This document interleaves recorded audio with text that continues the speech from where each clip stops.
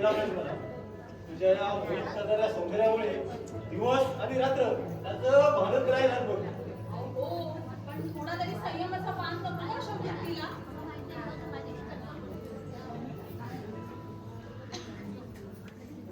अगं इतके दिवस हे मुलं जगात वाचत असू आज प्रत्यक्ष हाती लागल्यावर कोणता मुलगा सहन पाहिजे. हे बघ मुलगा, मला तर या सुखात संपूर्ण डुबायचं आहे. या सुखाला नाका तोंडात पाणी जाणार नाही ना याची काळजी घ्या.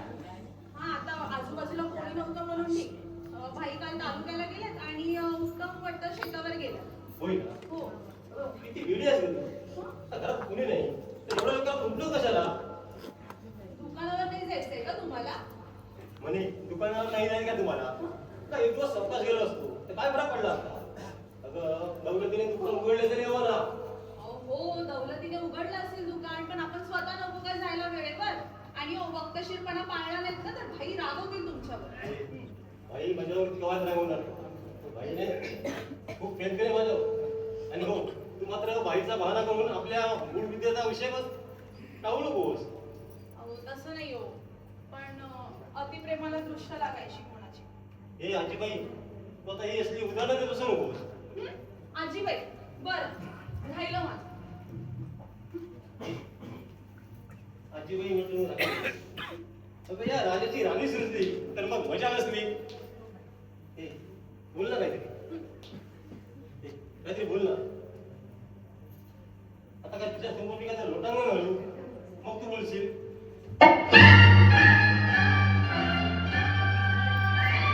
सदा सर्वदा योग तुझा ठरावा, तुझे कारणी देवी देह माझा पडावा.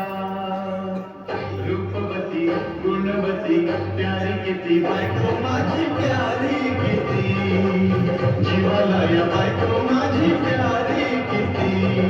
थोडा आमचा हरिश्चंद्र तारामती, थोडा आमचा हरिश्चंद्र तारामती.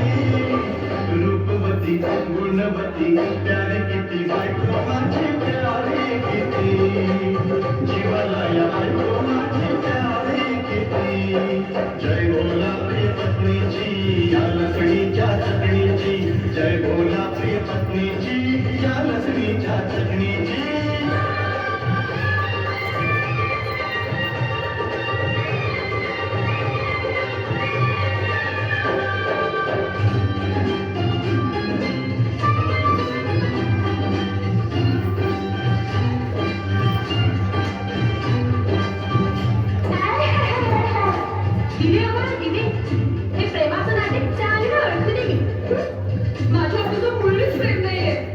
तुझ्यावरच्या माझ्या प्रेमात शक्ती तर आहे पण भक्ती सुद्धा आहे. निषेधीन कोण गान करी शरण तुला किती जाऊ तरी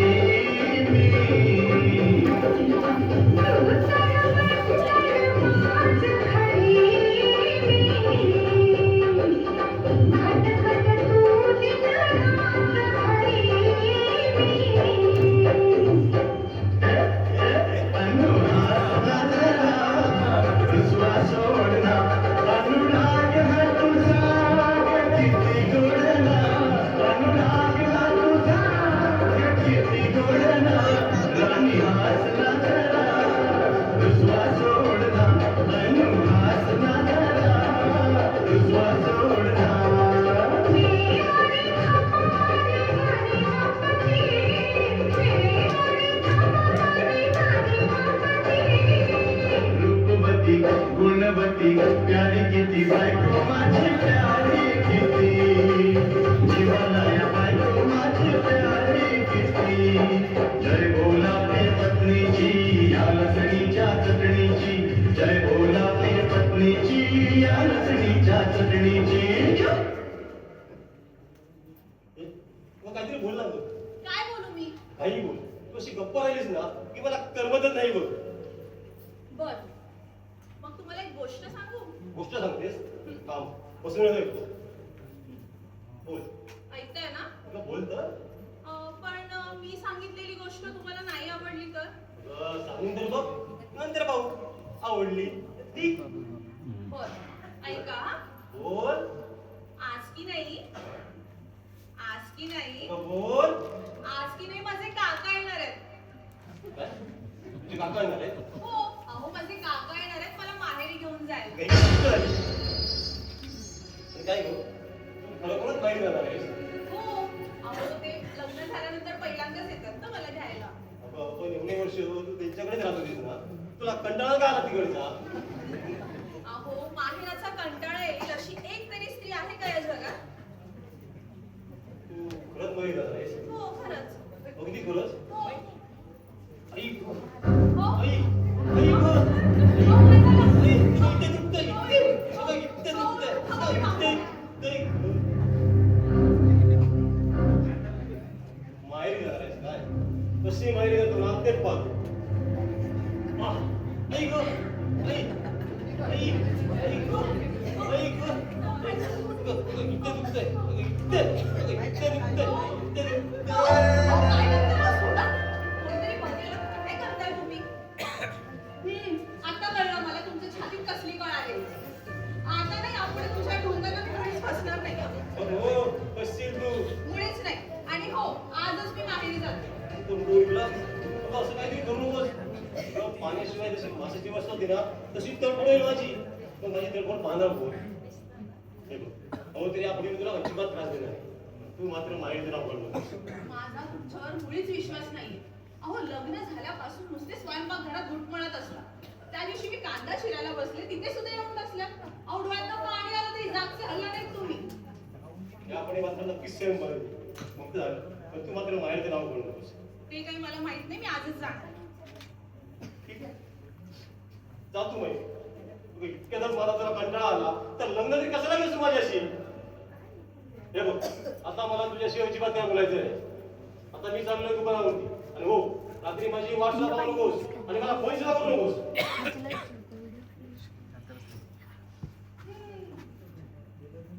रागाला वाटतं स्वारीला.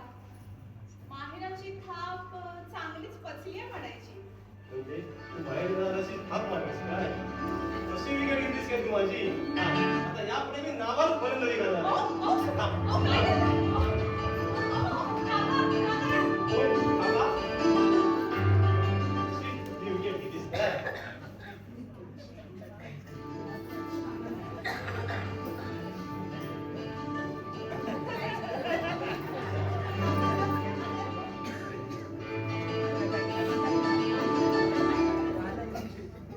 हो.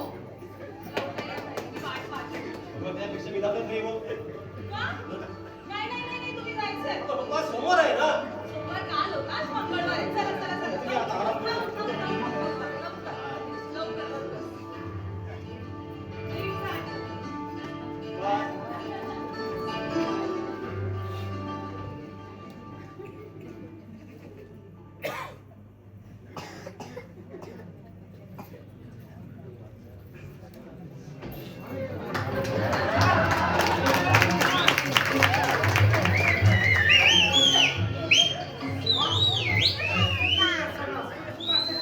नवीन जोडवे हनीमून करायला गेलेले ते बाहेर आणि आमच्या मागच्या ग्रहाचा सुद्धा पत्ता दिसत नाही कुठे कुठे शेण खावायला गेला सुद्धा अरे तुम्ही आहे का घरात?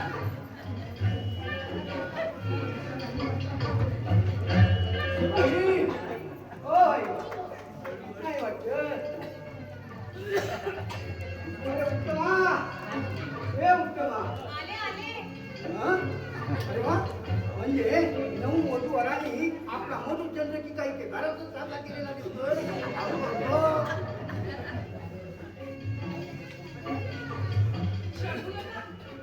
नमस्कार. अष्टपुत्र सौभाग्यवती भव आशीर्वाद दिला. बरं बसा ना. म्हटले घरात कुणी कसे दिसेना तिथे आपल्या चोरात येण्याची विचार नाही म्हणून की नाहीतर कधी चोरी झाली असती. आणि मला आता थांबायला सुद्धा वेळ नाही. तर तुझे कसं सुखात चाललेले ते हो अगदी सुखात आहे मी इथे. हा तर काय आहे तो तुझं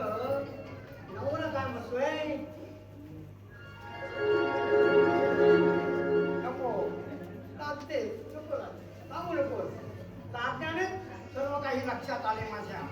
आता पटकन घरात जा आणि एक हातात दुधाचा चहा घेऊन ये पाहू. हो आणत्या. उर्मिले हं? चहा आणतेस पण दूध जरा जास्तच लागते. तेव्हा आकलता घेऊ नको, समजले काय? हो आणते.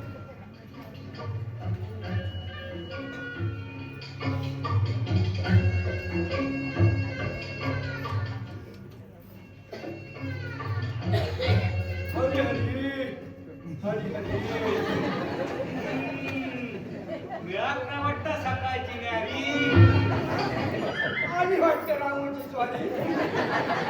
काय येऊ तेव्हा? कुठे गेला होता? पाणी लाव.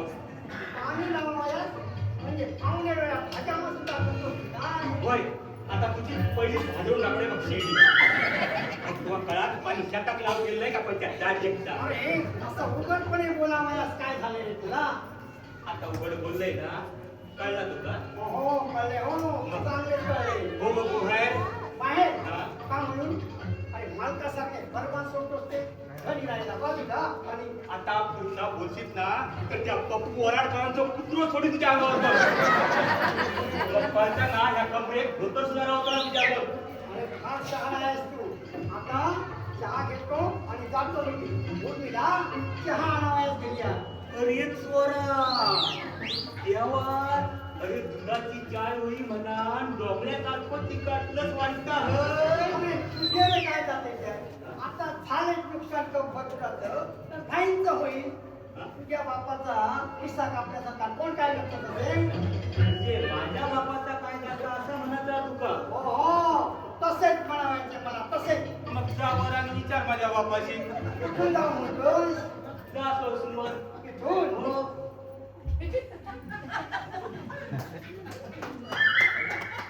अरे ये भटा काय घे? अरे वर जाव शिडी लागत नाही मग? अरे वर जाव हा माणसा लागतो काय रे? चार माणसा लागतात खातो ते आणि हे फलकत्ता मटक्या मग आता जावं आणि विचारच माझ्या बापाशी बापरे, म्हणजे याच्या बापाला विचारण्यासाठी स्वर्गात जावयास सांगतो की काय मला? अरे माझ्या मनावर टपलेले विधानच आहेस तू. अरे ब्राह्मणाचे मन निश्चितच ना यासारखे दुसरे पांडव नाही हो जगात. यदा कदाचित तुझ्या काकू आणि माझे काही बरे वाईट झाले तर माझ्या नाऱ्याचे कसे होईल रे? त्याचा काय पण होता नाही तो सुद्धा तुझ्यासारखी भटुकी करून अगदी आरामात राहात बघ नशीब माझं केवढं तरी शुभ बोलला. काका, हे घ्या चहा घ्या. हो उत्तम भाऊजी, हा? मी आज जाऊन चहा घ्या. हो मी जाऊन घेतोय पण ह्याच्या नाट्यात मत आली पहिली उर्मिले, चहा बाकी फक्कड हो. अगदी ताजा दुधाचा.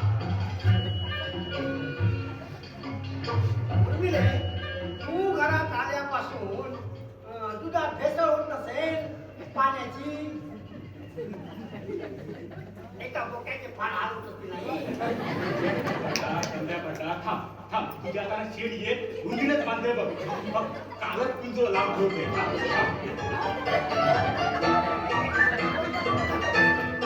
अरे लावलो अरे उंदीर लावलो उंदीर लावलो अरे उंदीर अरे उंदीर अरे उंदीर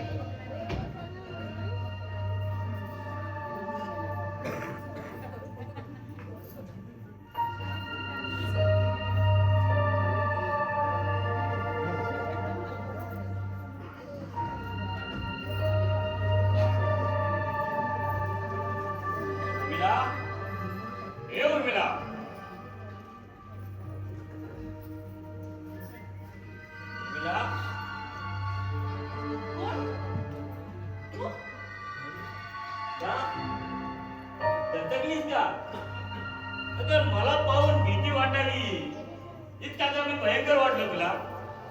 दुष्ट माणसाची सावली सुद्धा वाईट असते असं म्हणतात. उर्मिला, अगं शब्ददारा जपून वापरलेस ना तर तुझ्या या कमनिया देहाला शोभून दिसतील ते. तेव्हा विचारांची पोत लागल्या की वायफाय मारून बस. मग का आलायस तू इथं? अरे गावचा माणूस गावातल्या घरात येणार शिवाय तुझ्या भरलेल्या देहाला नीच डोळे माणसा, भरून पाहायला आलोय. मूर्ख माणसा. एका विवाहित स्त्रीला असं बोलायला लाज कशी वाटत नाही तुला? विवाहित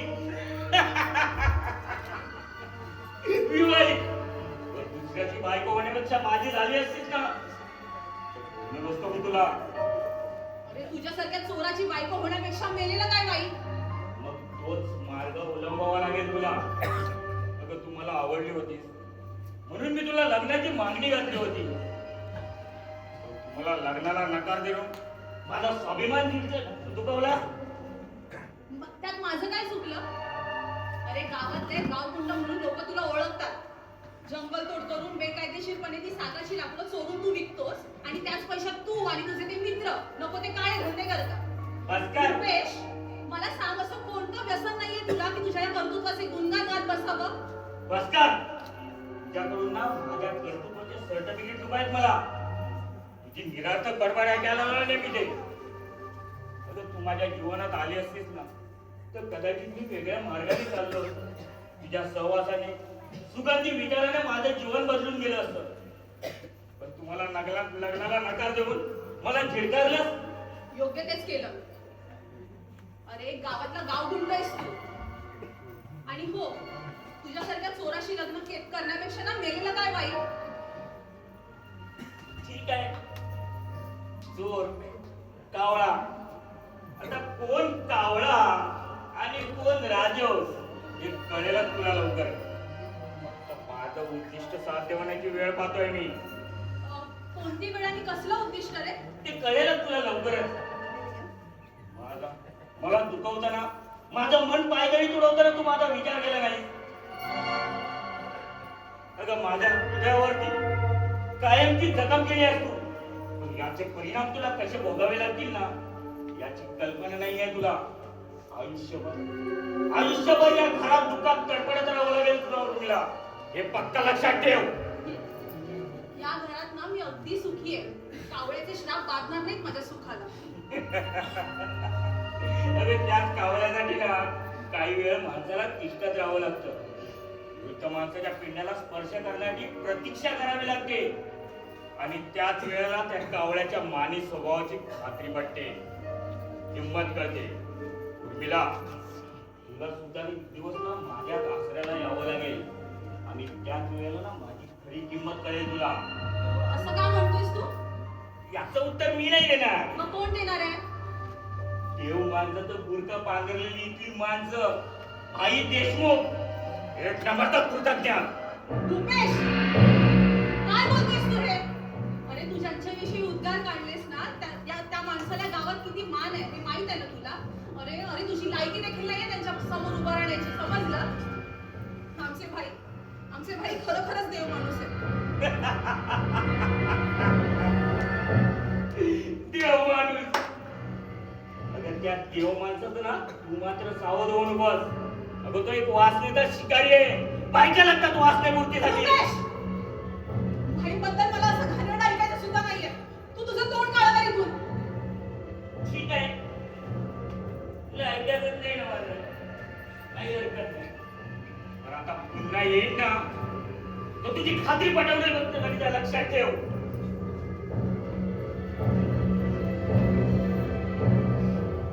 नीच माणूस.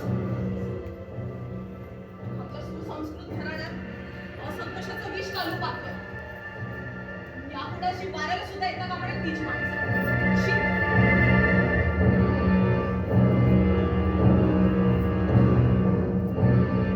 पाण्यावर आलो धुमनाक पाय लावून पळालो. मात्र सांगता दुधात पाणी मिसळता म्हणून आता परत माझ्या वाटेत जाऊचो नाही. हा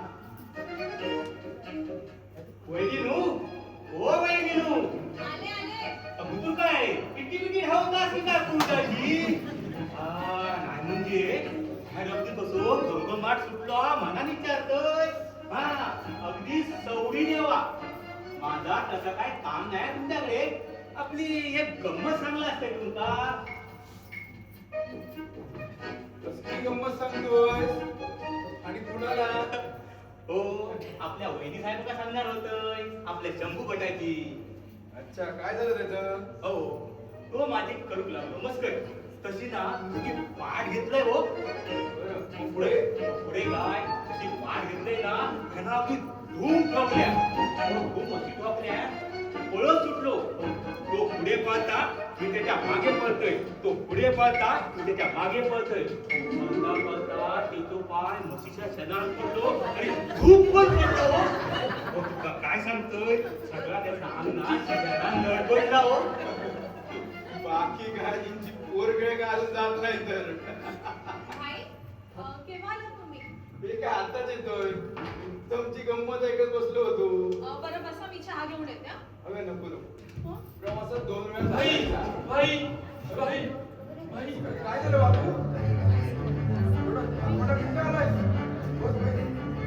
तो थोडं पाणी घेऊन ये होय बहिणी.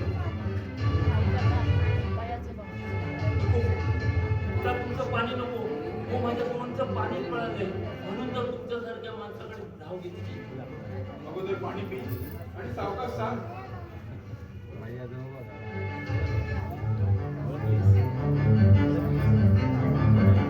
माझी पोरगी सावित्री मंदाच्या वाटेकडे डोळे लावून बसली सुईन म्हणाली पिंड आडवा आला ताबडतोब इस्पितळात न्यायला पाहिजे म्हणून तुमच्याकडे धाव घेतली तिची तिची हाल मला पावत नाही सारखी पाखरासारखी तोड उघडते अरे मग तू इकडे का आलास अगोदर हॉस्पिटलला घेऊन जायचं ना तिला तो गेलो असतो मी गेलो असतो पण माझ्या मनमोटीला एक दवडी सुद्धा नाही ठीक आहे तर. मी येतो तुझ्या बरोबर पण चल भाई तुम्ही आत्ताच आलात ना प्रवासात ना आणि पुन्हा आता अगं उर्मिला परोपकारासाठी जन्म आपला आणि या भोळ्या अशिक्षित लोकांना काय माहित हॉस्पिटलची म्हणून मीच जातो त्यांच्या बरोबर चल बापू उत्तम तूही चल माझ्या बरोबर होय बहिणी मी सुद्धा येतोय तुमच्याबरोबर चला चला सावकाश चल.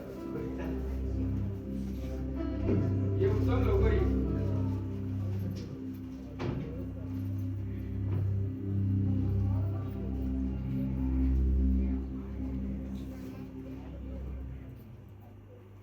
भायड्या ए भायड्या लागा कुठचा ए भायड्या काय रे साल्या कोण आहे बोल म्हणजे काय सदू मग का आलायस इथं त्या भायड्याला साल्याला जा विचारायला आलोय मी हा? कसलं काम विचारणारेस तू भाई साल्याला बायको माझी आहे की त्याची आहे ते साधू अरे काय बोलतोयस तू हे? त्याच्या बायकोला माझ्या सालीला तर मी घराबाहेर काढले होते लात मारून पण ह्या तुझ्या दिरानं साल्या भायड्याला पैसे दिला तू समजलंय मला पैसे तुझ्या हा बायकोला? हा साल्याला विचारायचं बायको माझी आहे की त्याची आहे म्हणून साधू तू शुद्धीत बोलतोयस ना हा अजून जरी अर्धी बॉटल मारली ना तरी हेच सांगेन मी कुठे गेला तो भायड्या साला बाहेर गेले ते आले की ये मग तू जा का त्याला घाबरतो की काय त्याला साल्याला बायको माझी आहे की त्याची आहे ते मला जा विचारायचं आहे ते साल्याला साधू कशाच्या आरात काही वाटेल ते बनवू नकोस हा जा ती तू हा जातो भायडा आला की येतो पण जर समज वाटेत जाऊ भेटला ना तर साल्याची भक्तीच्या उठून टाकेल साल्याची सोडणार नाही साल्याला स्वतःला नीट चालता देखील येत नाहीये आणि भाईंना मारायच्या वार्ता करतो पण मी म्हणते मग या गोष्टीत कितपत सत्यांश आहे तेवच जाणे मी सांगतो ना ते खात्रीपूर्वक करायचं जरा. तू का आलेस पुन्हा अगं तुला वेळीच सावध करायला आलोय भूमीला माझ्या सुखी संसारात तुला कोणी सांगितलं ना खुपसायला ऐक भूमीला अगं मी तुझ्यावरती एकतर्फी प्रेम करत होतो त्यात प्रेमापोटी येऊन ना तुला सावध करतोय तुला विश्वास ठेवायचा असेल तर ठेव कारण तुला आता असंही वाटत असेल की मी तुला तुझ्या प्राप्तीसाठी मोठं नाटक करतोय म्हणून काय म्हणतोयस तू हे? सांगतो.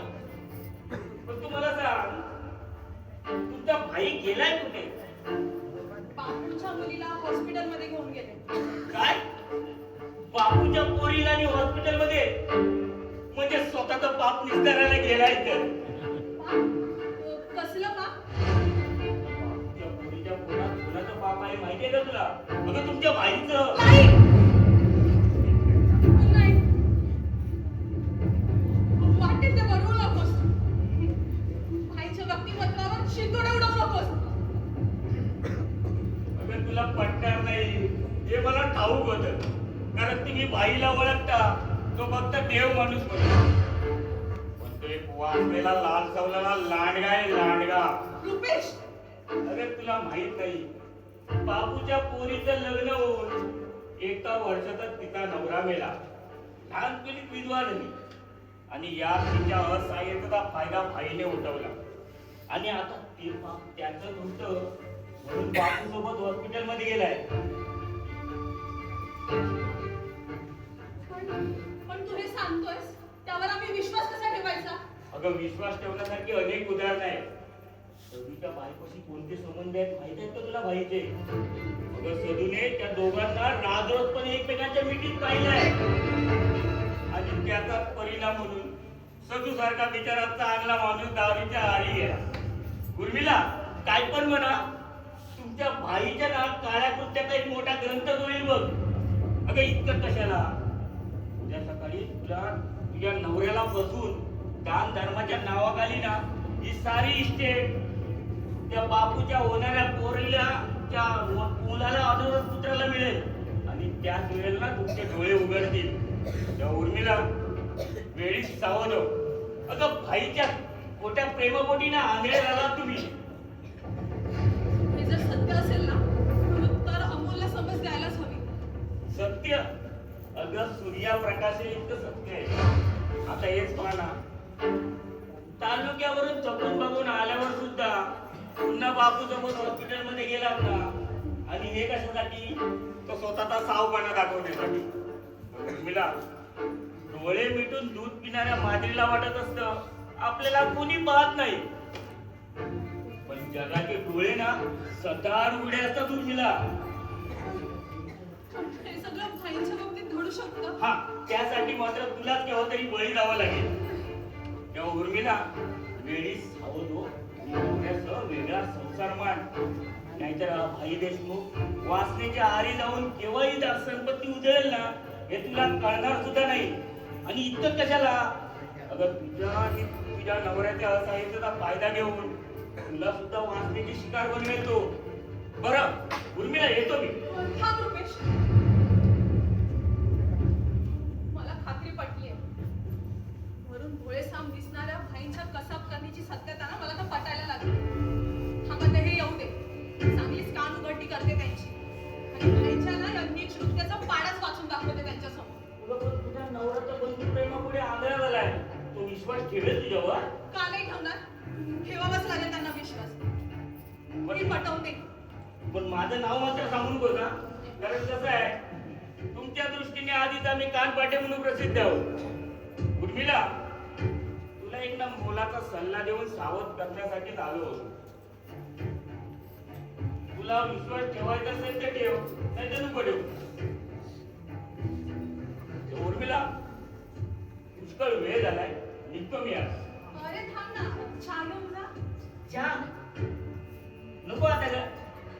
मग सर्वात आणते, थांब तू बस.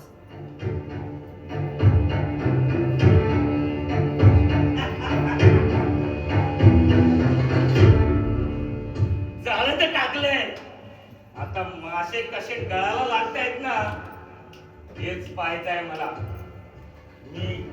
मी चोर तुमच्या मावानी काय? आता मी माझं उद्दिष्ट साध्य करणार. आईचा काटा दूर करून त्याच्या इष्टाची सवय उर्मिलेला समाधान करत भोगल्याशिवाय हा सोडागणी शांत होणार नाही.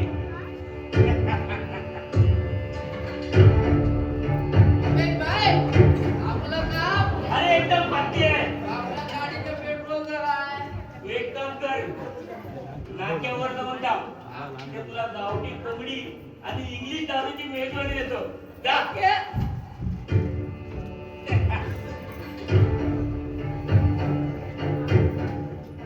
हे घे.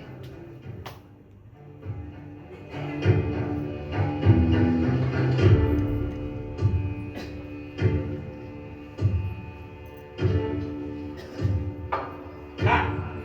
बरं उर्मिला, पुष्कळ वेळ झालाय, निघतो मी. पुन्हा केव्हा येशील?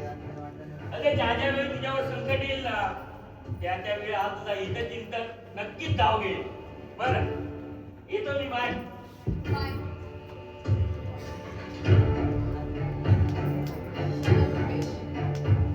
उगाच नको नको ती दुष्टी लावली मी त्याला.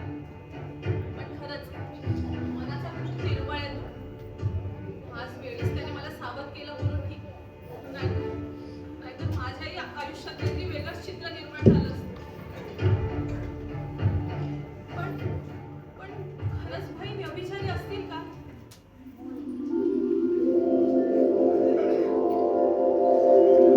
उर्मिला, तुझा अद्दपात होतोय. बाईसारख्या स्वच्छील, प्रेमळ आणि दयाशील माणसावर तू संशय घेतेस. तुझ्यावर आणि अमोलवर किती निर्वाज्य प्रेम करतोय तो. त्यापोटी त्याचा काही सुद्धा फायदा नाही. एक वचनी, एक वाणी आणि एक पत्नी हा आदर्श रूपी प्रभू रामचंद्राचा महान गुण त्याच्या ठाई वास करतोय. आणि अशा सज्जन माणसावर जे घाणेरडे आरोप करतात त्या शूद्र कीटकांवर तू विश्वास ठेवतेस. का विश्वास ठेवू नये त्याच्यावर? खात्रीपूर्वक सर्व माहिती मिळाल्यावर कोण विश्वास ठेवणार नाही? भाई म्हणजे वाघाचं कातडं पांघरलेला लांडगा आहे, लांडगा. बापूच्या पोरूच्या पोटी त्याचंच पाप आहे. सदूच्या बायकोला वश करून त्यानं सदूला माणसातून उठवलंय. या भाईपासून बचाव कर तुझा. उर्मिला, कसला विचार करतेस आता? तुझा नवरा आल्यावर भाईच्या अब्रूचा पाडा वाज त्याच्या समोर आणि वेगळा संसार मांडायला उद्युक्त कर त्याला. तुमच्या इष्टनीचा वाटा मागून घ्यायला सांग त्याला. त्याची कसाब करणी साऱ्यांसमोर उघडी करायला सांग. हे तुला केलंच पाहिजे उर्मिला. स्वतःच्या सुखासाठी, स्वतःच्या बचावासाठी हे तुला केलंच पाहिजे उर्मिला. हे तुला केलंच पाहिजे. काय तो फायदा साला साल्याला माझी बायको हवी आहे काय? हा?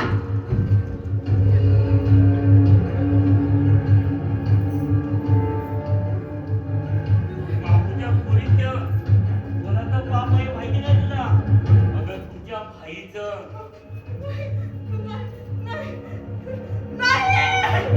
बापूच्या पोरीला मनोरथ पुत्राला सुदैवाने इष्टेत मिळेल. तेव्हा उर्मिला, वेळी सावध हो उर्मिला, सावध हो.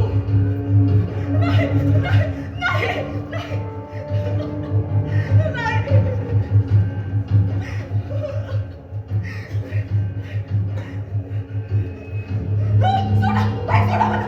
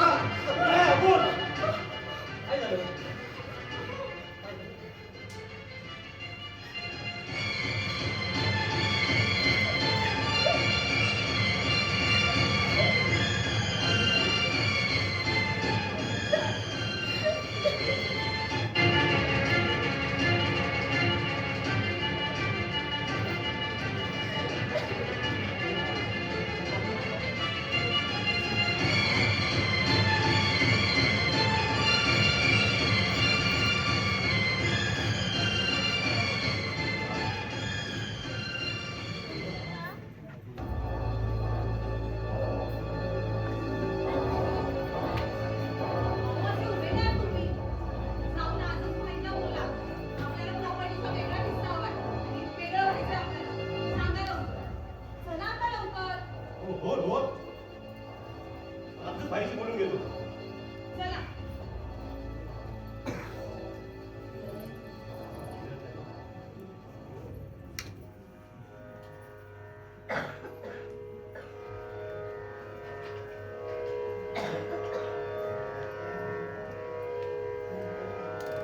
कुठे निघालात भाई?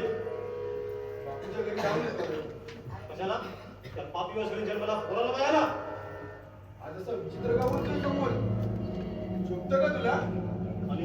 वापस मी तुला शकतो म्हणून. म्हणजे काय म्हणायचंय तुला? आणि आज असं बेसूर का बोलतोय? विश्वासाला तडा गेला की असं बेसूर बोलावं लागतं आणि व्हावं असावं लागतं. भाई मला वेगळं व्हायचं तुझ्यापासून. काय वेगळं व्हायचंय तुला? अरे काय बोलतोय तू अमोल? अरे कुणी भरवलं तुझ्या मनात हे? आणि कुणापासून वेगळं व्हायचंय? अरे माझ्यापासून? अरे इथं का संसार माझा आहे का? पण मी विचारायलाच जाते हा. कुणाबद्दल काय बोलतोयस काहीच कळत नाहीये. मला तर काहीच कळत नाहीये. उर्मिला, अगं अमोल असं का बोलतोय? योग्य तेच बोलताय. आम्हाला प्रॉपर्टीचा वेगळा हिस्सा हवाय आणि आम्हाला वेगळं व्हायचं. जी पापी छाया देखील नकोय आम्हाला आमच्यावर. म्हणजे तू सुद्धा? काय बोलताय तुम्ही? मला तर काहीच कळत नाही. मी स्वप्नात तर नाही ना? चांगले शुद्धीदार नाही तू. म्हणूनच ते पापी वासनेतून कोणाचं मूल जन्माला आलंय ना ते पुरतं ठाऊक आहे तुम्हाला. अगं कुणाबद्दल काय बोलतेस तू हे? त्या गरीब गाईच्या आवरूवर शिंतोडे का उडवते? कोण आहे त्या मुलाचा बाप? तू आहेस भाई, तू. अमोल! बस. बाप म्हणजे लपून दे बाई. आणि हो तुझा एकच प्रकार नाही. सदूच्या बायकोच्या धांगडे संबंध आहेत. सदू ओरडते गाववर आणि हे साधं सत्य आहे. त्याची 100% खात्री झाली आमची. वा रे वा, पुरतं ओळखलं या भाईला. अरे कुणाबद्दल काय बोलावं याची सुद्धा जाणीव राहिली नाही तुम्हाला. अरे बापूची पोर लग्न होऊन 1 वर्षानं तिचा नवरा गेला. मग तिला होणारं मूल हे व्याभिचारातून कसं जन्माला येईल? अरे तुमच्या मुखातून कसे घाणेरडे शब्द बाहेर पडले? अरे माझ्यावर संशय घेता तुम्ही? अरे वासना हा शब्द उच्चारायला सुद्धा ज्याला विकार वाटतो तो मी. अरे माझ्यावर असं संशय घेता? अरे ज्यानं स्वतःच्या पत्नीच्या दगदगत्या चितेसमोर एक पत्नी एक वचनी राहण्याची शपथ घेतली, त्या माझ्या देहावर तुम्ही वासना शब्दाची विष्ठा टाकताय. आणि सदूच्या बायको बरोबर माझे वाईट संबंध आहेत हे तुम्हाला त्या सदूच्या बोलण्यावरून खरं वाटलं?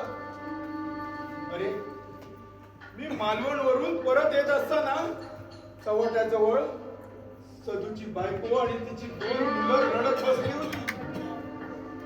त्यांची चौकशी केली असता सदूनच त्यांना मारहाण केल्याचे कळले.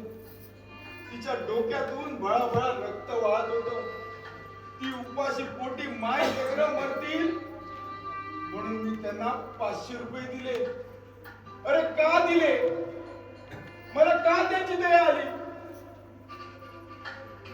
मला त्या डोक्यातून वाहणाऱ्या रक्तात मला एक माता दिसली.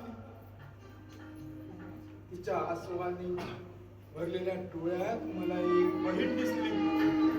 पण कुणा तरी दृष्टाला वासना दिसली. शी, असे रक्त पिपासून माणसं सुद्धा राहतात या जगात.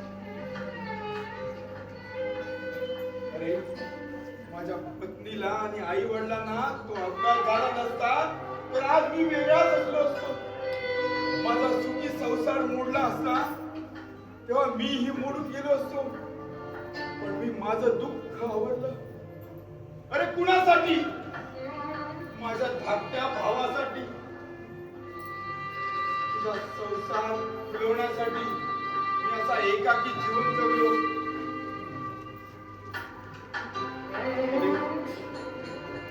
अरे तुमच्या मुखातून असे घाणेरडे शब्द माझ्याबद्दल काय येत?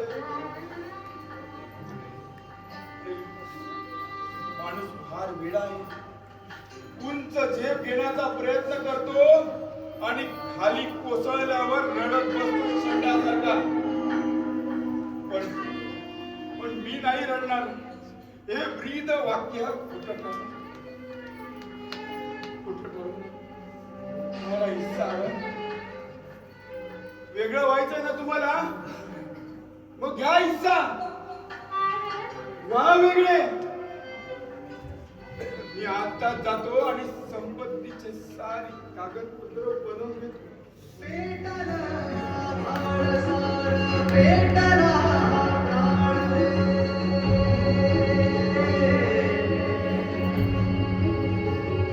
अमोल,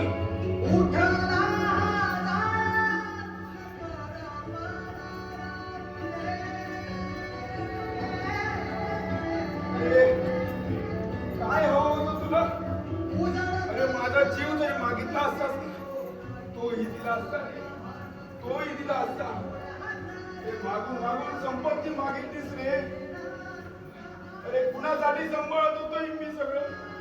फक्त तुझ्यासाठीच रे. तुझ्यासाठीच मी असा एकाकी जीवन जगत होतो. आई बाबा आज हरलो मी.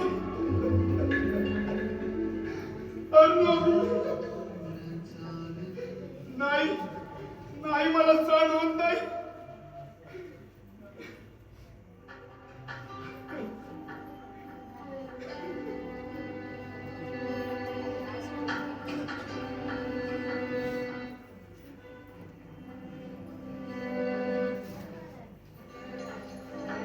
अहो, असे मुकेश खांबासारखे उभे का आहात तुम्ही? जा जाऊन बघा. त्या प्रॉपर्टीच्या पेपरमध्ये खाडाखोड करतील नाहीतर. जा लवकर. आणि नाहीतर असं व्हायचं केलं की तूपही गेलं अशी अवस्था होईल आपली. हो गं. हा, आता मी बघून आलो. आता भाईवर विश्वास ठेवून चालणार नाही.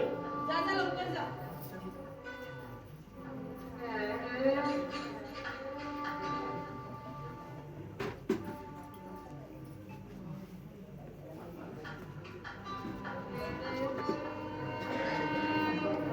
जा लवकर जा.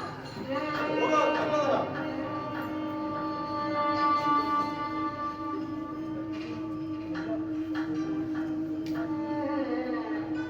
आई, आई, आई, उत्तम, आम्हाला बाहेर आहे. अमोल, काय झालं? आम्हाला बाहेर आहे. कोण? भाई, भाई. भाई काय केलं त्या भाई? भाई.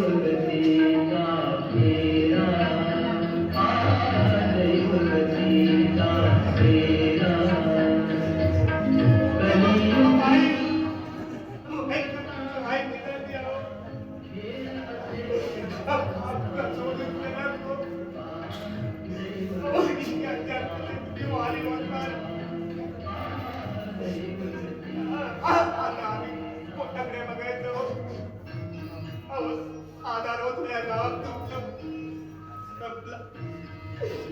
सगळ्यात संपला बाई, सगळ्यात संपलं.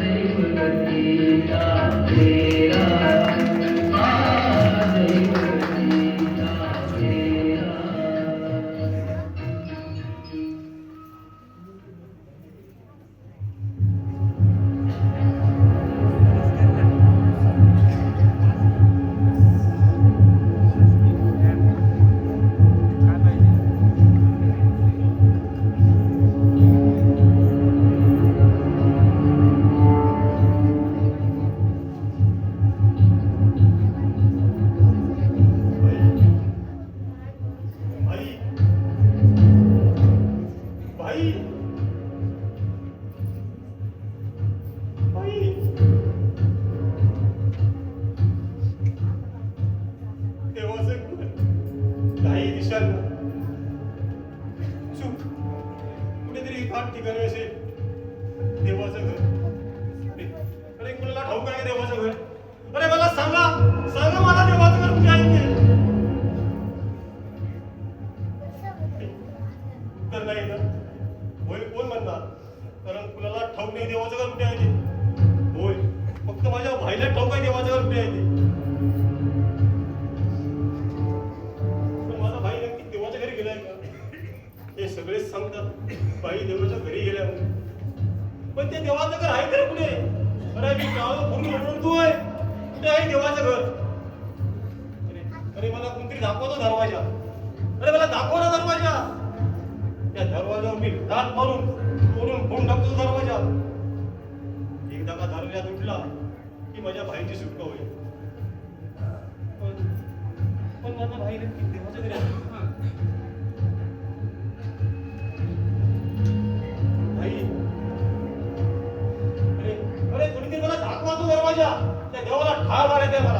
अरे द्या द्या कोणीतरी मला हत्यार द्या. त्या देवाला संपून टाकायचंय मला. अरे द्या हत्यार मला. ते देवा कित्यात मारायचो? अरे मग तो आपल्याशी खोटा का लागतो? अरे कुठं बोलतो आपल्याशी? त्या देवाने भाईला लपून ठेवले. दे मला हत्यार दे. त्या देवाला संपून टाकतो मी. त्या देवाची चेंदा मरून टाकतो देवाचा. एकदा का त्याचा चेंदा मेंदा झाला त्याच्या देहातून रक्त होऊ लागेल. त्या रक्ताने मी सगळा सामान करणार आहे. त्यावर रांगोळी काढतात. माझा भाई एक पाऊल टाकीत मला भेटायला येणार. अरे बघ का सगळीकडे आनंदी आनंद आनंदी आनंद आनंदी आनंद. काय अवस्था करून घेतला. चला चला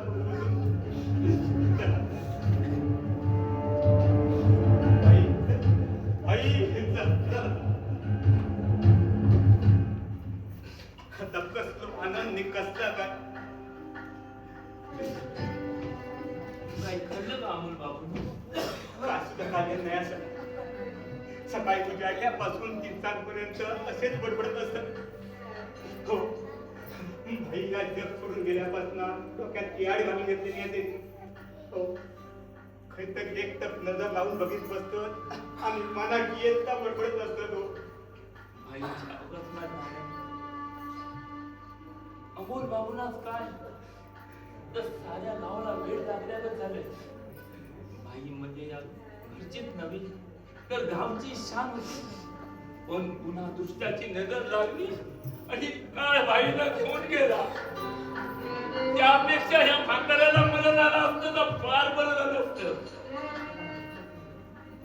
नव्हे तर देवळातला दिवस नाहीचा झाला. सगळा गाव उजाड झाला. हो अगदी खातात बोललाच बघा तुम्ही.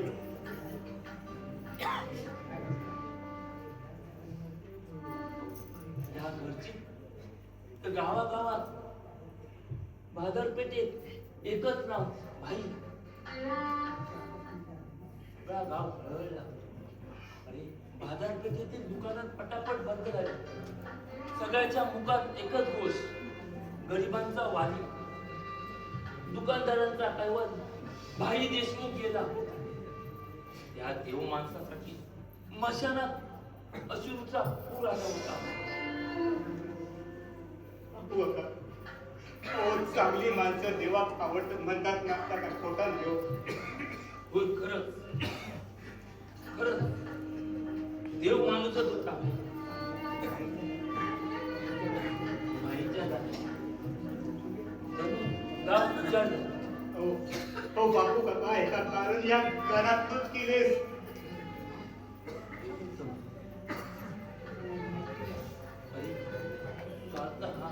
माणसाला लागलेली कीड आहे. ती एकदा लागली ना की स्वतः तो शापित होणार. कुटुंब अमोल बाबूने त्यांच्या बायकोला घरगुती सुचले आणि वेगळं झालं. आणि भाई भाई त्यांच्यापासून दूर गेले. अरे पण अमोल बाबूने किती दिवस खाल्लं हे तूप? क्षणात उठते नव्हतं झालं.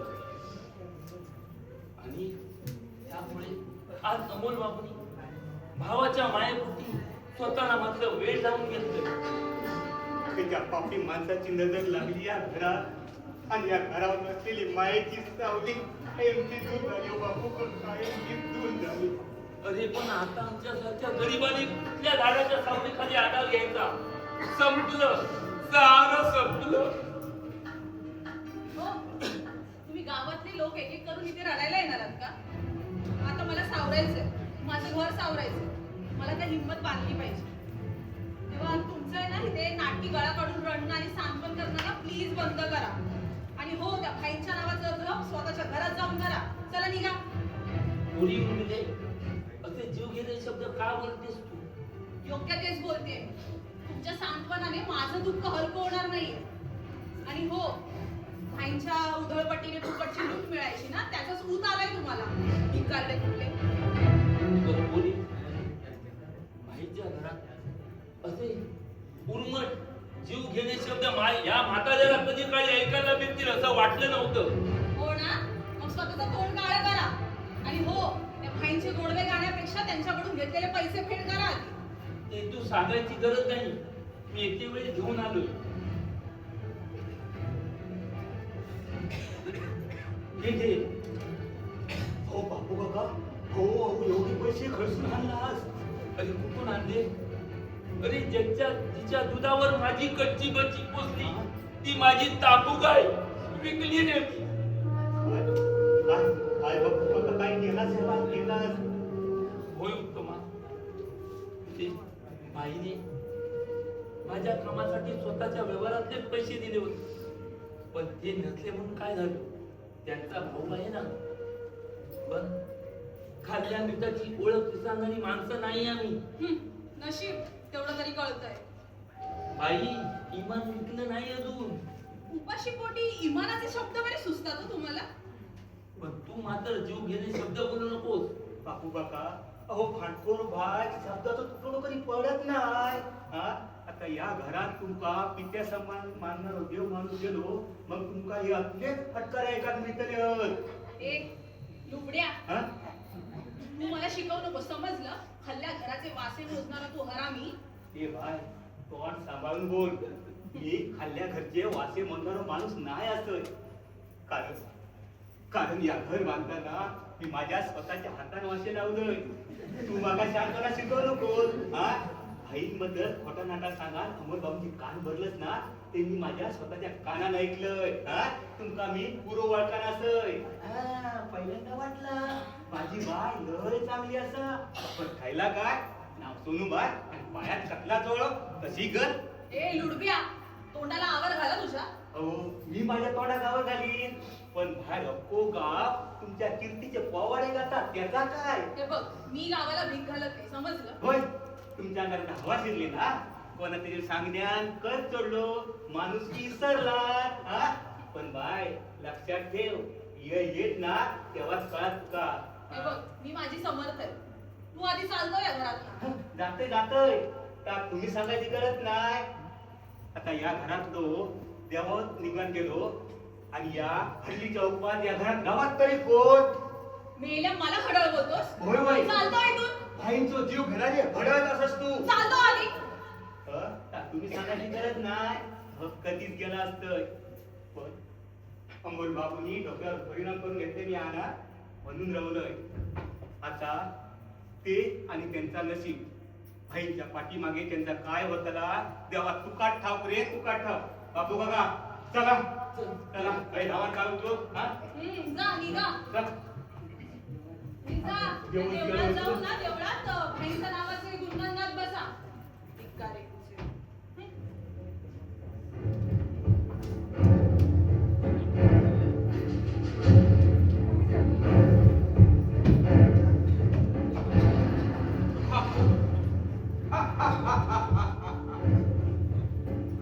कुणाचे पैसे आहेत ते सांग.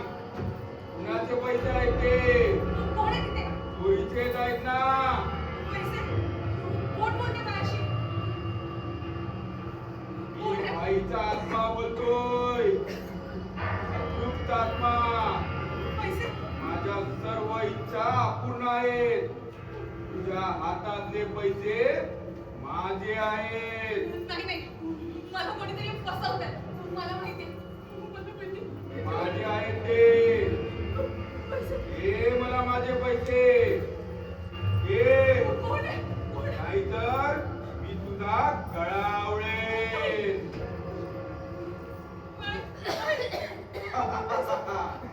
मला थांबायला वेळ नाही. मी अदृश्य आहे. तुझ्या जवळ आहे पण तुला दिसणार नाही. आता हळूहळू माझ्या हाताची पकड तुझ्या गळ्यावरती घट्ट आवळली जाईल.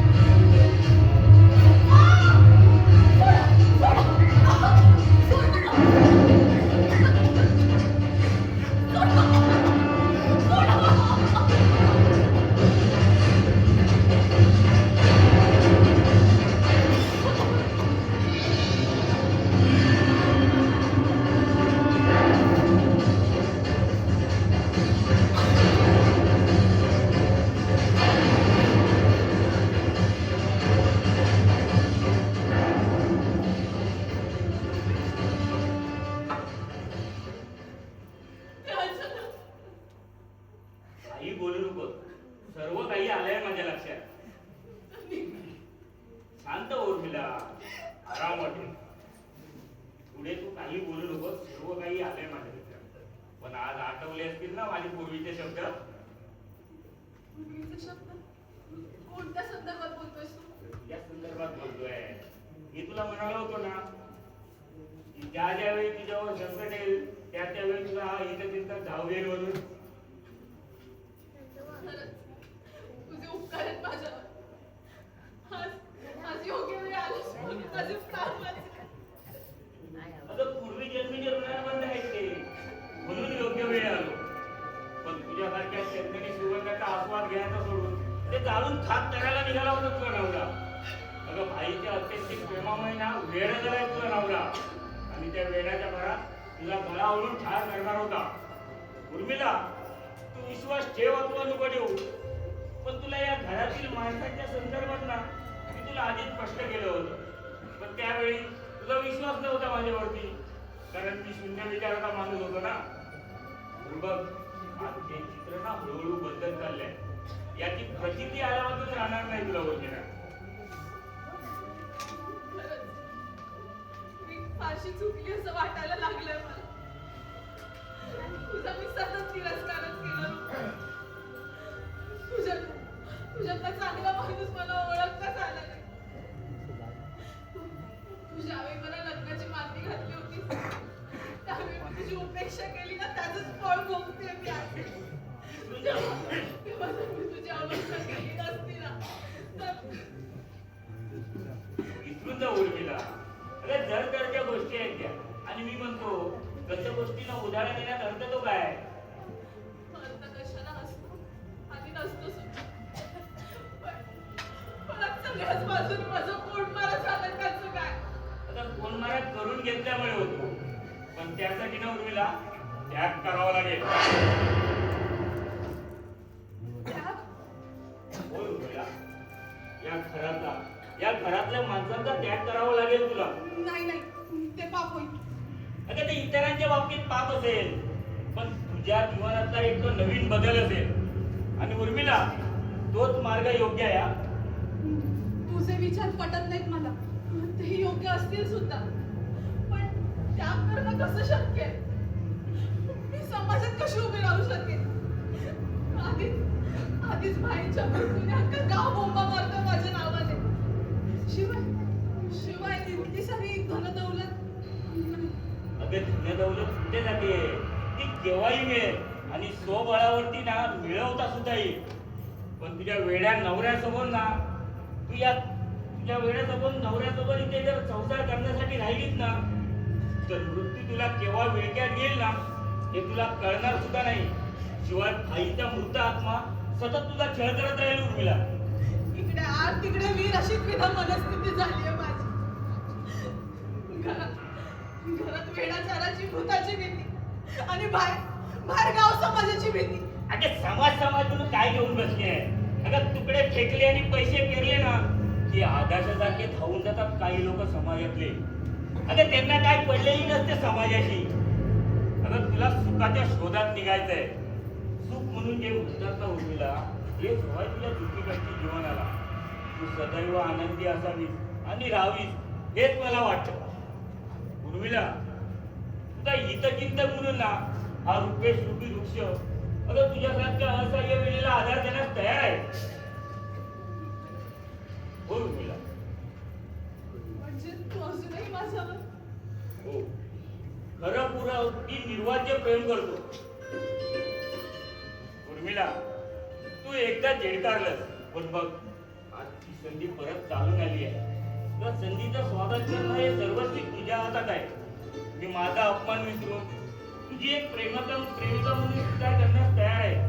पण तुझी इच्छा असेल तर जबरदस्ती नाही आणि नाही म्हणालीस ना तरी तुझा हितचिंतक म्हणून सदैव तुझ्या बरोबर आहे. होय उर्मिला. रुपेश,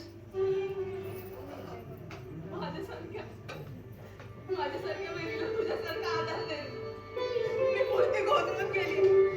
विधा मनस्थिती झाली आहे माझी. वेळ लागलेला आम्हाला सोडून कसं येऊ मी पण.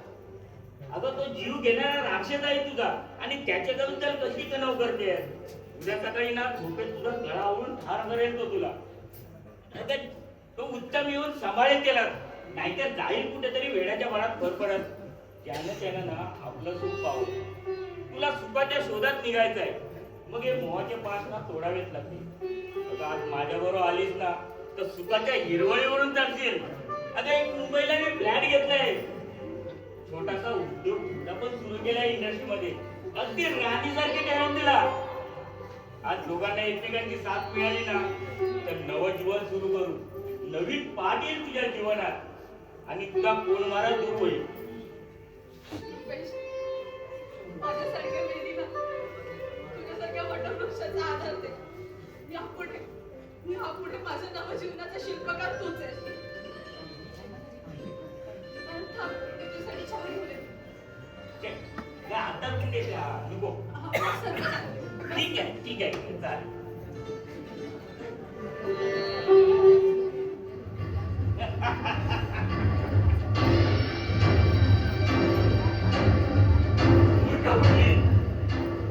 रुपेश राणी वो बातें है उष्टी पत्रावर तू चल एकदा माझ्या बरोबर. नाही तर उष्ट्या पत्रावर मंगत बसवली ना तर नाव आता रुपेश नाही. माझा अपमान काय तिरस्कार हेटाळली. आता माझं उद्दिष्ट साध्य करणार आहे. या चोराची बायको होण्यापेक्षा मरण पत्करेल. मग आता तोच मार्ग अवलंबावा लागेल तुला. तुला काय वाटलं माझा अपमान विसरलं? नेहमीच आडवे होता. आईला मृत्यूचा मार्ग पत्करावा लागला. अमोल वेळात आला आणि सतीच्या सहाय्याने या घरात भीतीचं वातावरण निर्माण केलं आणि आज गोड शब्दाने हिला मोहित केलाय. प्रतिबद्धतेचा आव्हान होतीस काय? आता वेश्येच्या बाजारात नेऊन बसवतो बघ आणि उलट्याचा मळवट ठरतो माझ्यावरती आणि हवं तसं दुपारी झालं तर फेकून दिलं बाजारात जगाची थोंकी उचलायला. मी जंगलचा लाकूड तोडताय. अगं ती रात्र बाजारात नाही विकायला लावली ना तुला. पण नावाचा रुपेश नाही. ती गोष्टीचा आव आणि होतीस काय? ठीक आहे.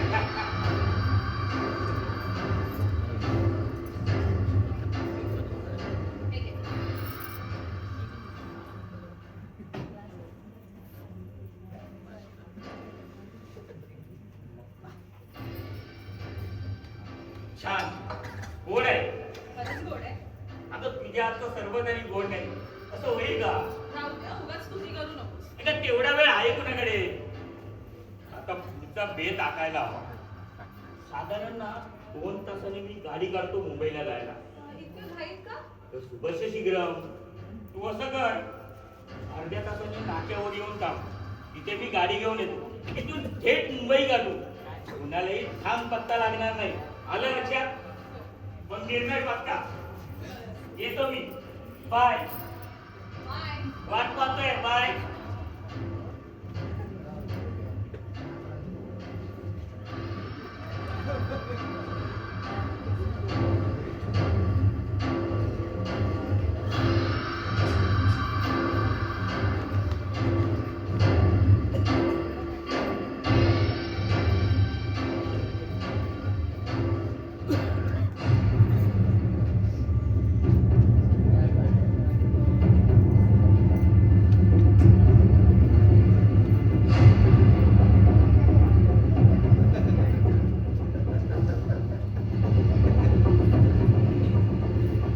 सकाळपासून कावळा मडक्यात खळे टाकले, पण पाणी काही वर येईना आणि कावळ्याची जाणका मागेना. गमतच आहे ना. पण पाणी वर येईलच कसं? सकाळपासून खळे टाकून टाकून मडक्याचा तळ कुठलाय हे त्याला ठाऊकच नाही. पण शाळेत असताना मी सांगायचो, हुशार कावळा. कावळा मडक्यात खळे टाकतो, पाणी वर आला की कावळा पाणी पितो. इथे तर सारच उलट. वेडा रे वेडा, फार निव्वळ वेडा. अरे पाणी वर येईलच कसं? कडे टाकून टाकून मडक्याचा तळ कुठला हे त्याला ठाऊकच नाही. वेडा रे वेडा, फार वेडा. पण तुझे सांगायचे कुठे बोलणारे कुठाडी गुरुची आम्हाला फसवता काय? पुन्हा जर असं फसवाल ना तर एक कुडकं बडकं तुमच्या टाकीमध्ये.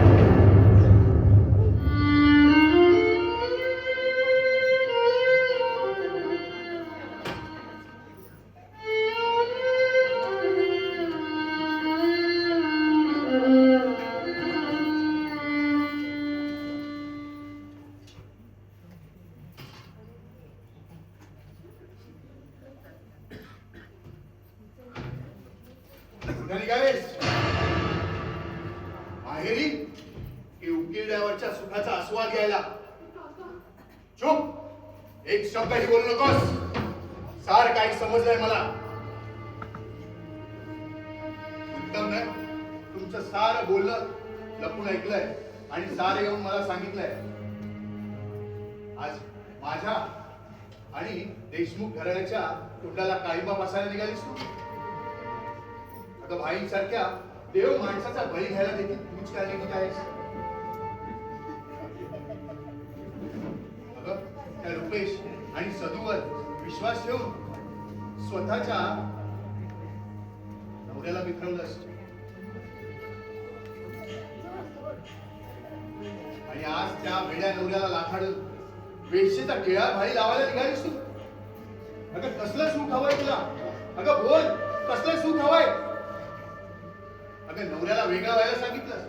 अगं किती दिवस केलास तू वेगळेपणाचा सुखाचा संसार? एक गुणी सारस आणि निष्कलंक उर्मिला कुठं हरवली? आणि एक खलनायिका काष्ट माझोर उर्मिला कशी प्रकटली तुझ्या देहात? अगं कुणी बुद्धिभेद केला तुझा?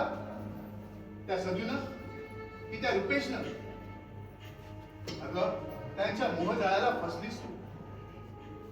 अगं तू दारूबाज सदू बाईची बदनामी करत होता आणि तो रुपेश तू त्याला लग्नाला नकार दिलास म्हणून त्याचा तो सूड उगत होता. स्वतःच्या झालेल्या अपमानाचा बदला घेऊ पाहत होता तो. अगं हे सुद्धा लक्षात आलं नाही तुझ्या? अगं पती म्हणजे परमेश्वर. त्याच पती परमेश्वराला लाथाडून व्यभिचाराच्या मार्गाला निघालीस ना तू? जा, कुशाल जा.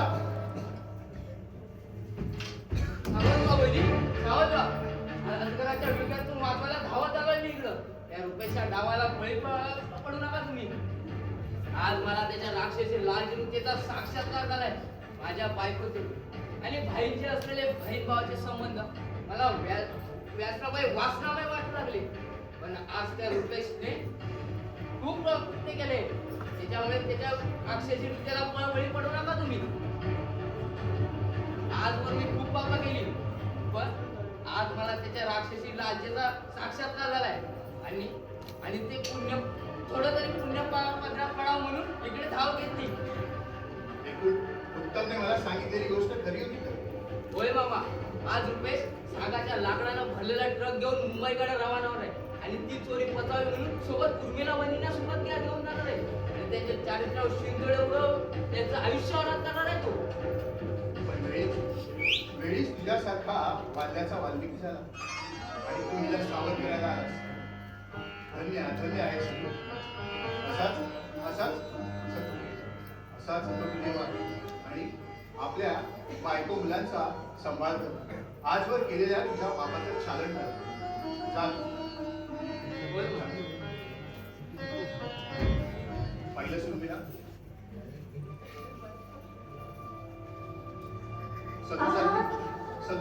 सदूसारखी व्यसन आणि पाप करणारी माणसं शहाणी झाली. आणि तुझ्यासारखी सद्गुणी वृत्तीची मुलगी पाप करण्यास उपयुक्त झाली. अगं चांगली वर्तणूक ही आरशासारखी असते. आज कोणतं प्रतिबिंब दिसतंय त्या आरशात तुझं?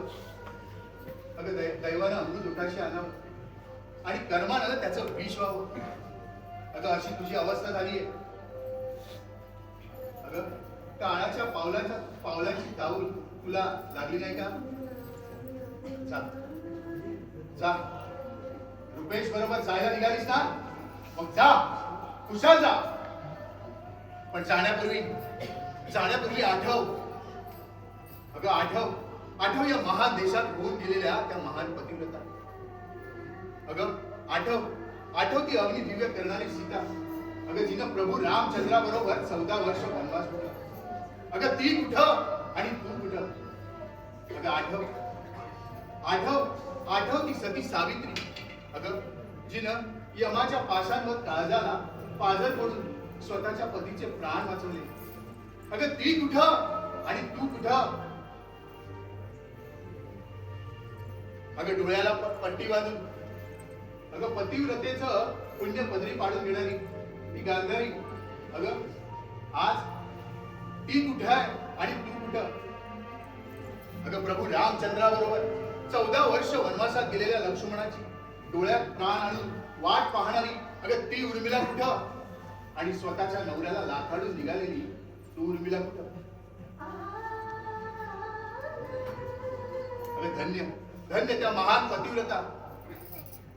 त्यांचं सत्व आणि पतिसेवा सार व्यर्थ ठरवणाऱ्या तुम्ही आजकालच्या मृगजळाच्या मागे धावणाऱ्या आजकालच्या या मुली. करा त्यांचं स्मरण. आठवा त्यांची पुण्याई. आठवा त्यांची भक्ती. अमोल बेटा. बाई ताई.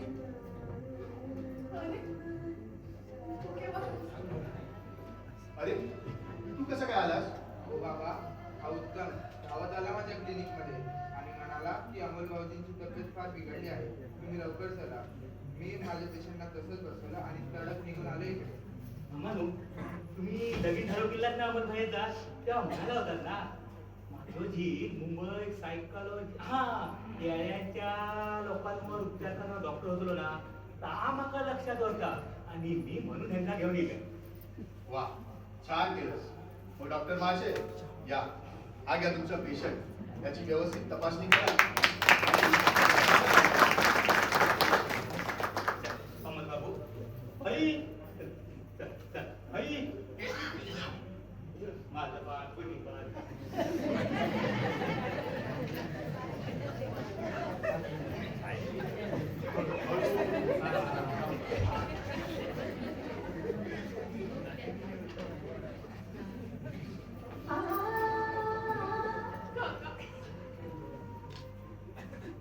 उर्मिला, अगं लांडग्यांच्या मागे जाऊन अगं स्वतःचं जीवन बर्बाद करण्यापेक्षा अगं तुझ्या स्वतःच्या पतीची सेवा कर. अगं तुमची गडगंज संपत्ती आहे. अगं त्याच पैशानं अमोलवर योग्य ते उपचार केलेस ना तर बरा होईल तो. अगं मानसिक धक्का आहे तो त्याचा. अगं त्याला प्रेम दे, ताळ्यावर येईल तो. अगं तुला सुखी जीवन जगता येईल त्याच्यासोबत. अगं तुला काय वाटलं तो रुपेश चांगला आहे? अगं राजहंसाचा डौल घेऊन आलेला, अंगाला काळीमापासून आलेला कावळा आहे तो. त्याच्या गोड बोलण्याला फसलीस तू. अगं स्वतःच्या नवऱ्याला दूर करून त्याच्याबरोबर निघालीस ना. अगं उद्या काम झालं ना त्या वैशीच्या बाजारात नेऊन विकेल तुला तू. अगं शेणातल्या किड्याची देखील किंमत देणार नाही तो तुला. तेव्हा माझं निर्वाणीचं सांगणं आहे. अगं जर सुसंस्कृत आचार विचार पदरी पाडायचे असतील ना तर त्या भाईच्या मृत आत्म्याचे क्षमा माग आणि आपल्या वेड्या नवऱ्याची सेवा कर.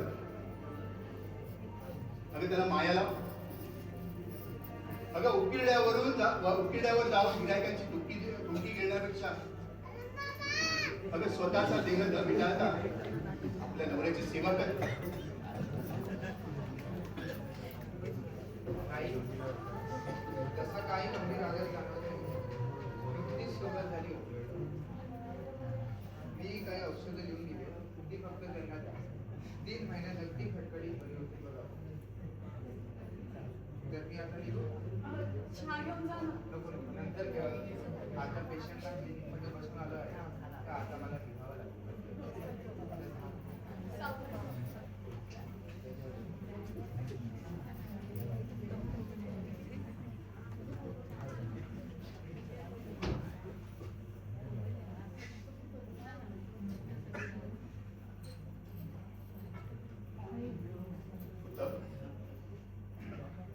जाऊन ही औषधी घेऊन ये.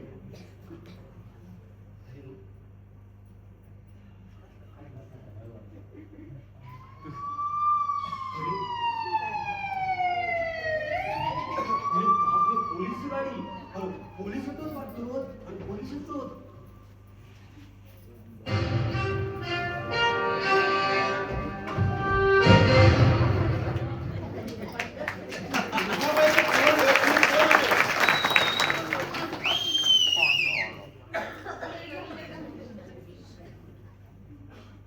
काय झालं साहेब? ह्या भामट्याला आम्ही मुद्दे माळासकट पकडला आहे. कित्येक दिवस आम्ही याच्या पाठीवर होतो पण आज तो आम्हाला सापडला आहे.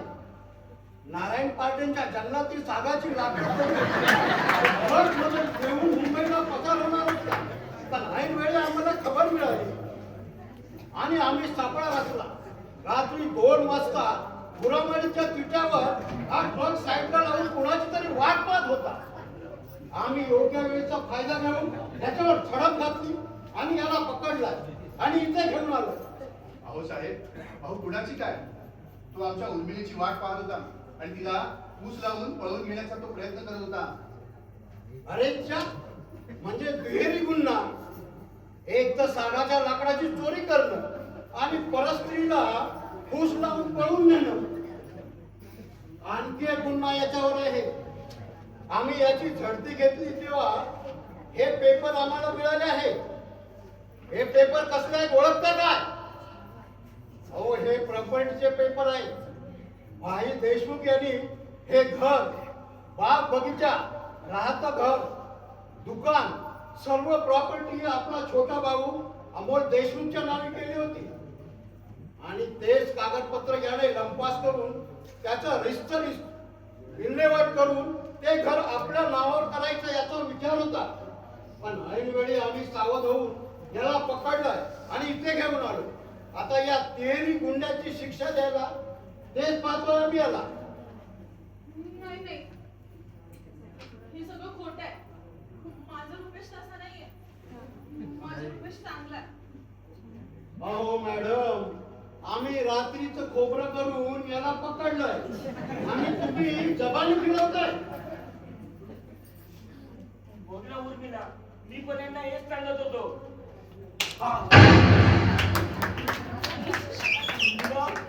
पांढरा कावळा. साहेब, मला घेऊन जा आणि योग्य ती शिक्षा द्यायला. त्याची तुम्ही काही बी काळजी करू नका मॅडम. याला काय सजा द्यायची तेच आम्ही बघतोय. जरा मामा इकडे या तुम्ही.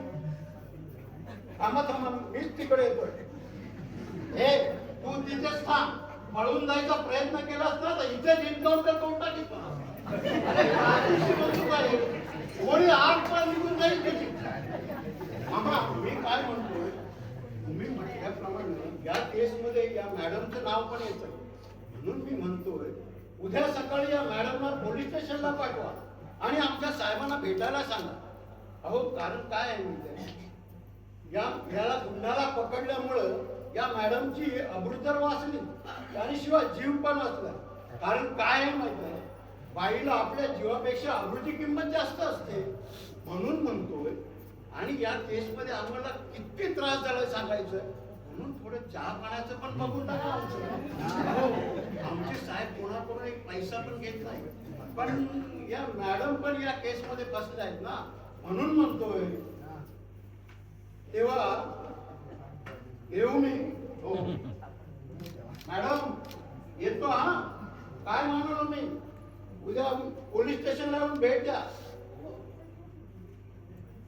आणि याला तुरुंगात नेऊन टाकून याच्या पाठीचं चामडं काढतो आणि याला आठवण राहील की नाईक साहेब पण होते, ते भेटलेत मला.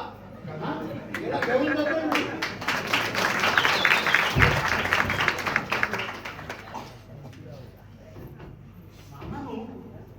या भटाची चाळ आणि जानेवारीची चाळ लोचट म्हणतात ना, तसा खोटा नाही हो. मामानू, डॉक्टर बोलले आहेत ना, हे गोळी घेऊन यावा. ह्या गोळी दिल्यानंतर आपले अमोल भैया 3 महिन्यात बरे होते. त्यांना आता लय बरं वाटलं. मी ना आता धावत धावत जात आहे आणि पळत पळत हे गोळी घेऊन येते.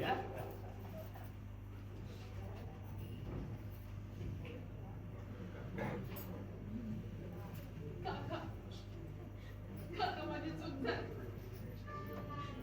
खोटा मोहाला बळी पडणार होते. संशयानेच भाईला बळी पडण्यास भाग पाडलं. आज एक घरंदाज स्त्री महारांगणा होणार होती काका.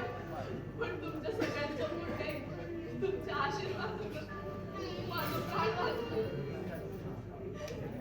तुमची सगळ्यांची बाईंची क्षमा मागते. माझं ध्यान प्राण असेपर्यंत मी माझ्या वेळा नवऱ्याची सेवा करते. ठीक आहे बाई, हो बेटा, भाई नक्की बरा होईल रे. अरे नक्कीच येणार. आणि तो सुद्धा पुढच्या वर्षी याच दिवशी आणि याच वेळी. ते कसं शक्य आहे काका? अगं आताच डॉक्टरांनी सांगितलं ना की अमोल आपला त्या औषधांनी 3 महिन्यात बरं होईल. आणि पुढचे 9 महिने म्हणजे बरोबर 1 वर्षाने भाई तुझ्याच पोटी जन्माला येते.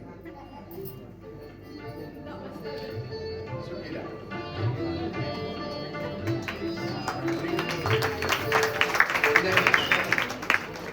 आणि तुझ्या वतीनं समस्त स्त्री वर्गाला माझे एकच सांगणे, पण आपण आयुष्यामध्ये जो जोडीदार निवडाल ना, त्याला त्याच्या आयुष्यभर त्याच्या सुखात आणि त्याचप्रमाणे त्याच्या दुःखातही त्याला साथ द्या. क्षणिक सुखाच्या मोहापायी बळी न पडता आपलं शील आणि चारित्र्य जपा आणि सुखाने संसार करा. तेव्हा उर्मिला संभाळ तुझं हे वेळ संवाद संभाळ संभाळ तुझं संवाद.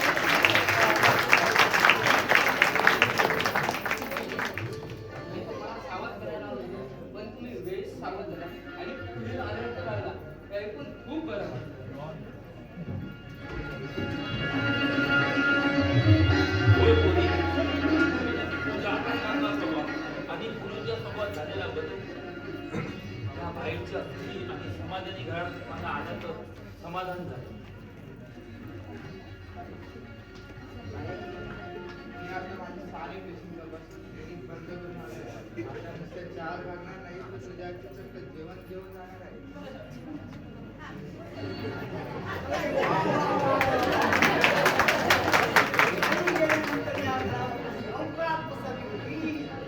पण आज असं पाहून बरं वाटलं. उठले अशीच आनंदी राहो. आणि आज मी तुमच्या सगळ्यांचा तोंड गोड करतलंय. पण आम्ही ही माझ्या देवाचा म्हणजे आई.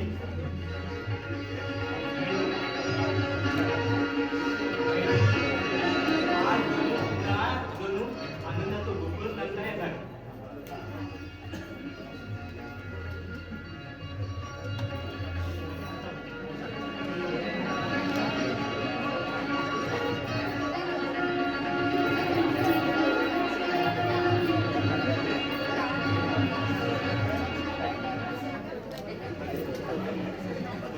तो आजच्या आनंदाच्या क्षणी असा करूचा नसता. हा?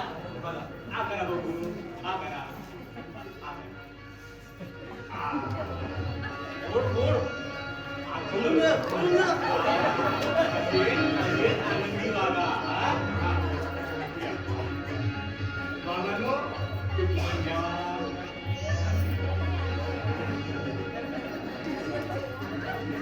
तुमच्या उत्तमात मला अर्धाच वेळा हो. अरे 2 लागतात मला. बरोबर. आज तू अर्धो भट असं आणि अर्धो गडकरी.